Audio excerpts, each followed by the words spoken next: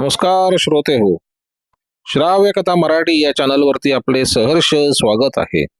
श्रोते हो, श्राव्य कथा मराठी या चॅनलवरती मी सध्या आपल्याला सुप्रसिद्ध रहस्य कथाकार श्री बाबूराव अर्नाळकर यांनी लिहिलेली आणि मनोरमा प्रकाशन यांनी पुनर्मुद्रित केलेली एक थरारक धनंजय कथा सादर करत आहे.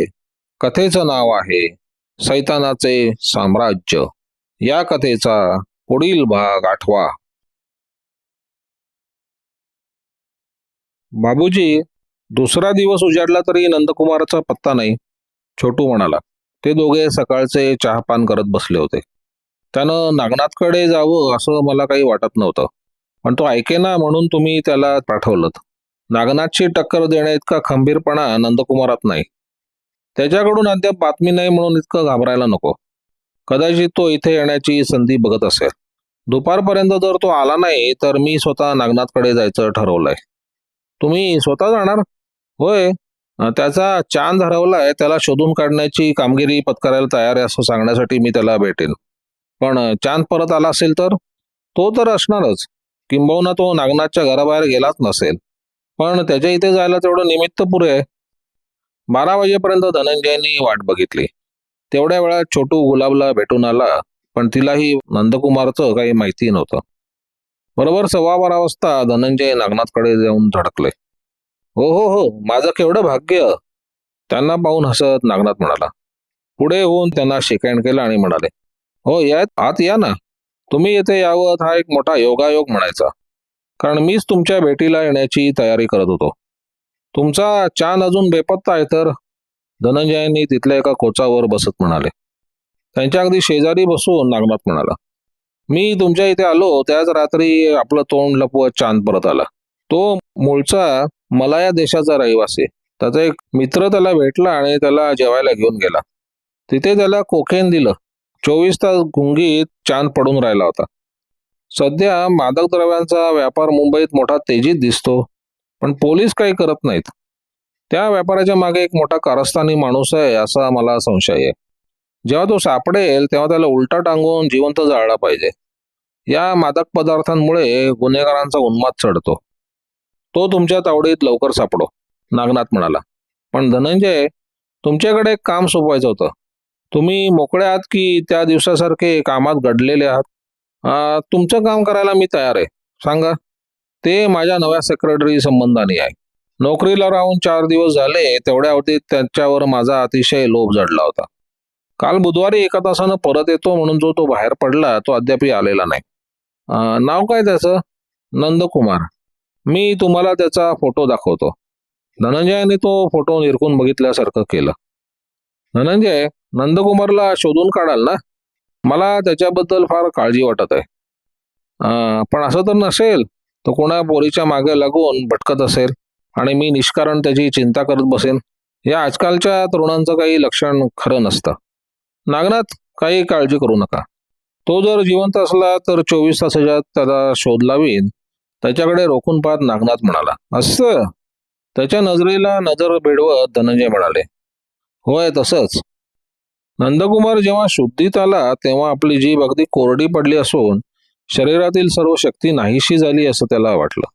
डोळे उघडायला सुद्धा त्याला परिश्रम करावे लागले. कोणीतरी त्याच्या चेहऱ्याला आपला चेहरा घासून बघत आहे असं त्याला आढळून आलं. क्षणभर आपण स्वप्नात आहोत असं त्याला वाटलं. पण तितक्या जोरानं खिदळण्याचा आवाज पडून तो भानावर आला. एक ओनगळ चेहऱ्याचा बटबटीत डोळ्याचा माणूस त्याच्याकडे बघून हसत असल्याचं त्याला वाटलं. तू कोण आहेस? नंदकुमारने विचारले. मी तुझा रखवालदार. मला वांग्या म्हणतात. वेळ आली तर तुला मी जिवंत फाडून खायला कमी करणार नाही. हे पा. वाघ्यानं जवळच असलेली करंगळीच्या जाडीची एक फुटभर असलेली कांब उचलली आणि दोन्ही हाताने सहज दोरा गुंडाळावा त्याप्रमाणे ती वाकवली. ती तिथेच फेकून देत तो म्हणाला, जर काही गडबड केली तर या माझ्या हाताने या लोखंडासारखी तुझी दुर्दशा करीन. वांग्या खरोखरच शक्तिमान होता. तो शरीरानं चांगला गलेलठ्ठ आणि कोळशाप्रमाणे काळा होता. वांग्या, तुझ्या अंगात प्रचंड शक्ती आहेत का शंका नाही, पण मी सध्या कुठं आहे? तू एका समुद्रात नांगरलेल्या एका मोठ्या पडावावर आहे. मला आणलं कसं इथे? एका पेटीत घालून. तिच्यावर लाल अक्षरांनी लिहिलं होतं, आत काच आहे, सांभाळा. मला इथे आणण्यात नागनाथचा हेतू काय? मालकाच्या मनात काय आहे ते मी काय सांगणार? वेळ आली की समजेल तुला. थांब जरा, तुला मी सकाळचा ब्रेकफास्ट घेऊन येतो, असं म्हणून वांग्या परत गेला. मोठ्या कष्टानं नंदकुमार उठून बसला. आपल्याला एका खोलीत बंद करून ठेवण्यात आले त्याला समजलं. शिवाय हेलकाव्यावरून आपण पडावावरती आहोत हे त्याला पटलं. थोड्या वेळानं दार उघडून वांग्या आत आला. हातात एक लहानसं ताट आणि दुसऱ्या हातात पाण्यानं भरलेला ग्लास होता. ते त्यानं नंदकुमारासमोर ठेवलं आणि हसत म्हणाला, अगदी व्यवस्थित होऊ दे ब्रेकफास्ट. त्या ताटलीत एक लहानसा पावाचा तुकडा होता. नंदकुमारनं ते ग्लास पाण्याला लावला आणि लागलीच थुकून टाकलं, कारण ते समुद्राचं खारट पाणी होतं. हे मी खाऊ काय? नंदकुमारने उद्वेगाने विचारलं. आज चांगली दुपार झालेली दिसली. 24 तासात अन्नपाण्याचा लवले त्याच्या पोटात गेला नव्हता. खाण्याचा काही आग्रह नाही, ती तुझ्या मर्जीची गोष्ट आहे, वांग्या म्हणाला. माझं तोंड उघडण्याची नागनाथची युक्ती दिसते. नाही, ही युक्ती मी सुचवली. अशा कामात मी पटाईते. तुझ्या बेसूर चेहऱ्याप्रमाणे तुझं अंतःकरण असणार. तुला अशा युक्त्या सुचणारच. माझ्या रूपाबद्दल कोणी चेष्टा केलेली मला खपत नाही. तर मग तुझं तोंड इथून काळं का नाही करत? नंदकुमार ओरडून म्हणाला. याचा बदला घेईन तरच नावाचा वांग्या नाही. तो दणदण पाय आपटत बाहेर पडला आणि जोरानं त्यानं दार लावून घेतलं. नाईलाजानं नंदकुमारनं पावाचा तुकडा तोंडात टाकला. तो संतापाने उठला आणि त्यानं दार उघडण्याचा प्रयत्न केला, पण तो निष्फळ ठरला, कारण दरवाजा अतिशय मजबूत होता. बाहेर पडण्याचा दुसरा काही मार्ग आहे का ते बघण्यासाठी त्यानं शोधलं, पण काही यश त्याला मिळालं नाही. निराशेने तो खाली बसला. त्याच अवस्थेत त्याला झोप कशी लागली ते त्याला समजलं नाही. कोणीतरी दारावर जोराने धक्के मारल्यामुळे तो जागा झाला. रात्र पडली असावी असं त्याला वाटलं. दरवाजा उघडला गेला. वांग्यानं दारात उभं राहून विचारलं, आत येऊ की नको? नंदकुमार काही बोलला नाही. वांग्या आत आला. जेवण आटपून झोप झालेली दिसते. माझ्यामुळे तुझी झोप मोड झाली याबद्दल क्षमा कर. चालता हो इथून. तुझ्या तोंडाकडे बघण्याची माझी इच्छा नाही. आळस देण्याच्या निमित्तानं नंदकुमाराचा हात वर झाला. त्याच्या हातात वांग्यानंच वाकवलेली लोखंडी खांब होती, पण वांग्याचं त्याच्याकडे लक्ष गेलं नाही. नेम धरून नंदकुमारनं जोराने ती काम फेकली. ती वांग्याच्या कपाळावर बरोबर मध्यभागी आदळली. त्यामुळे त्याचा तोल गेला. नंदकुमार उठून उभा राहिला.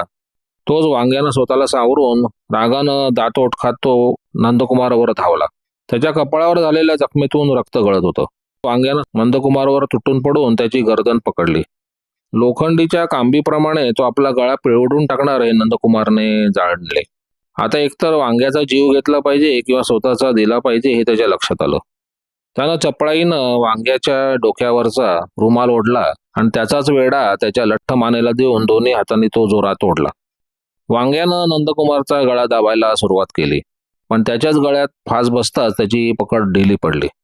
नंदकुमारने आणखीन जोर करून रुमालाची दोन्ही टोकं एकमेकाच्या विरुद्ध दिशेला ओढली. वांग्या खाली कोसळला. त्याचे डोळे जीभ बाहेर आले. त्याची सारी हालचाल थंड पडलेली दिसली.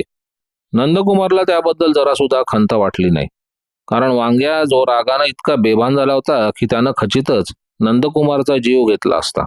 दार उघडच होतं. तो धावत बाहेर आला. पडावावर सर्वत्र सामसूम होते. नंदकुमारने पायातले बूट आणि अंगातला कोट काढला. कोट आणि बूट तिथल्याच एका हडप्यात कोंबून त्यानं बेधडक समुद्रात उडी घेतली. तो अतिशय दमला होता. एकंदर जवळजवळ 2 दिवसात त्यानं अन्नाचा स्पर्श केला नव्हता. शिवाय वांग्याबरोबर झुंजताना त्याची उरली सुरली शक्ती खलास झाली होती. अतिशय कष्टानं त्यानं स्वतःला सावरलं आणि पोहत तो किनाऱ्याच्या रोखाने निघाला. मनाची प्रबळ इच्छा असतानाही त्याचे दुबळे हात पुढे मागे होण्यास कबूल होईनात. निश्चल पडून तरंगावे तर झोप येऊ लागली. थोडेसे अंतर त्यानं कापलं. आपल्याला आता तीर गाठता येणार नाही आणि इथे जलसमाधी घ्यावी लागेल असं त्याला वाटू लागलं. तोच काही अंतरावर त्याला एक दिवा दिसला. एखादी मच्छीमारी होडी किंवा पडाव जळून चालला असावा असं समजून तो जोरात ओरडला, वाचवा वाचवा. काही क्षणात एक मोटरबोट त्याच्याजवळ आली. खलाशांनी त्याला वर उचलून घेतलं. त्या लहानशा बोटीवर चढताच नंदकुमार म्हणाला, ऐनवेळी आलात त्याबद्दल आभारी आहे. आभार मानण्याची काही जरूर नाही नंदकुमार, त्याला उत्तर मिळालं. नंदकुमारने चमकून बघितलं तर समोर नागनाथ हसत उभा होता. त्याचवेळी पाठीमागून त्याच्या मस्तकावर जोराचा प्रहार होऊन तो बेशुद्ध होऊन खाली कोसळला. त्याच दिवशी संध्याकाळी छोटूकडून नागनाथ घराबाहेर पडल्याची खबर येताच धनंजयांनी ताबडतोब शिवाजीरावांना बोलून घेतले आणि ते दोघे नागनाथच्या घरी गेले. दरवाजाला कुलूप होते. धनंजयांनी आपल्या चावीने ते दार उघडले आणि आत प्रवेश केला. दरवाजा तर बाहेरून बंद होता. चांद आत असेल म्हणताय? शिवाजीरावांनी विचारलं. शंकाच नाही. चांद हाती लागला तरच आपलं काम सोपं होणार आहे. नागनाथचा पाठलाग करणं अतिशय कठीण आहे, कारण तो असल्या बाबतीत सावधान असतो. तो सर्वच मजला नागनाथच्या ताब्यात होता. एक एक खोलीत धुंडाळीत व तिथला नेत्रदीपक थाटमाट बघत शेवटी एका खोलीत त्यांना चांद निजलेला आढळला. त्याच्या अर्धवट उघड्या डोळ्याकडे व चर्येकडे बघून धनंजय म्हणाले, शिवाजीराव, माझा तर्क 100% खरा ठरला. चांद घरातच होता, पण माझ्या तर्काप्रमाणे त्याला अंमली पदार्थाची सवय आहे. ही नागनाथनेच त्याला चटक लावली असावी यात शंका नाही, कारण कैफ येणाऱ्या कोकेनसारख्या वस्तू बाजारात वाटेल तिकडे मिळत नाहीत, आणि त्या जर वेळेवर तल्लभ भागवायला मिळाल्या नाहीत तर हे व्यसनी लोक वेडे होतात आणि त्यांना त्या वस्तू पुरवणाऱ्याचे अगदी गुलाम होतात. चांद सारख्या क्रूश वापदाला आपल्या कब्जात ठेवण्यासाठी नागनाथ त्याला कोकेन वगैरे पुरवत असणार. नागनाथ बाहेर पडल्यावर चांदनं लगेच डोस घेतला असणार. धनंजय खाली वाकले आणि त्यांनी चांदची नाडी आणि हृदय हात लावून तपासलं. हा आणखीन 1 तासभर शुद्धीवर येणार नाही, ते म्हणाले. तर मग 1 तास आपल्याला थांबावं लागेल, शिवाजीराव म्हणाले. शुद्धीवर येताच तो आपल्याला पाहिजे असेल माहिती सांगेलच असं नाही. अशा रीतीनं चांद आपल्या धन्याचा विश्वासघात करणार नाही. त्याला एकच युक्ती आहे. चांदनं या खेपेला जरा जास्त कोकेन घेतलेलं दिसतंय, पण एरवी निदान 2 तासाच्या अंतरानं त्याला कोकेनची जरूर लागत असणार. त्याला आताच्या आता इथून हलवून एखाद्या बंदोबस्ताच्या खोलीत ठेवलं पाहिजे. शुद्धीवर आला की काही वेळानं त्याला तल्लफ येईल. जर त्याला कोकण मिळालं नाही तर त्याची अवस्था वेड्यासारखी होईल. ते त्याला आपण एकाच अटीवर देऊ, ती म्हणजे त्यानं आपल्याला पाहिजे ती माहिती दिली पाहिजे. ही युक्ती आपली सफल होईल यात शंका नाही. शिवाजीरावांनी तिथला फोन उचलला आणि 10 मिनिटाच्या आतच चांदची तिथून रवानगी केली. चांद गुंगीत असल्यानं त्याला काही पत्ता लागला नाही. त्यानंतर धनंजयांनी नागनाथच्या घराची तपासणी आरंभली. टेबलावर अतिशय उंची चिरुटाची पेटी होती. शिवाजीराव म्हणाले, दुसरं काही नाही तर नागनाथचा एक चिरूट तरी ओढावा. धनंजय म्हणाले, असा मूर्खपणा करू नका. का? नागनाथ केवळ सैतानच नव्हे तर सैतानाचा सम्राट आहे. समजा या चिरुटाचे 2 झुरके घेताच तुम्ही गतप्राण झालात तर? खरं आहे तुमचं म्हणणं, पण हे चिरूट दिसायला सुंदर आहे त्यामुळे मला मोह झाला. त्या चिरुटांच्या पेटीकडे लक्षपूर्वक पाहत धनंजय म्हणाले, यातला चिरुटांची उलथापालथ झालेली दिसते. त्यांनी एक एक चिरूट उचलून बाहेर काढला. शिवाजीराव, हे बघा काय आहे. शिवाजीरावांनी बघितले तर तळाशी एक जाड डायरी होती. त्यावर सोनेरी अक्षरे होती. फ चौ, ही फणींद्रनाथांची डायरी, धनंजय म्हणाले.